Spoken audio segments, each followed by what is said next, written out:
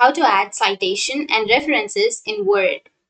So if you want to add citation and references in Word, then first you need to open up your Word document or the Word application. Open up your Word, and here you need to simply choose an existing project or a new one. So here I have the references, right? So under the references, if you want to add the references and if you want to add the citation, then what you need to do is you just need to go for the upper side where you will have the reference option. Click on the references, and under references now before we begin the citing, make sure you know the required citation style for your document. Different fields and institutions often have their own private style like APA, MLE, IEE, or Chicago. So now click on the style and choose the style. So here I have the APA style. You will have Chicago or every other styles. So simply choose the style. Once you choose the style, now let's insert our first citation. So position your cursor where you would like to have your citation to appear.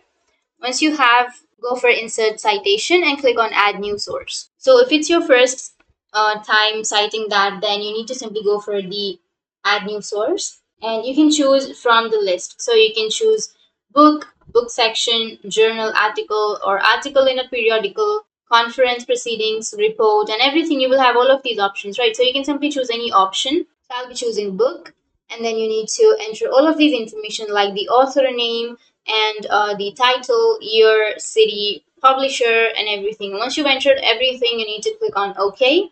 Once you click on OK, the citation will be added in the correct format. So this is a citation to create bibliography or reference. Now you need to simply click on the option which is bibliography. Click on it, and you can choose. You can choose any one of these options. So you can choose bibliography or the references or works cited. So I'll be choosing references. So once you choose here, you will have the reference. So I've not entered any information, but if you have entered the information, then the Word will automatically generate the list for you. So that's how you can add the citation and references in Microsoft Word. And if you have any questions, feel free to comment below. Thanks for watching.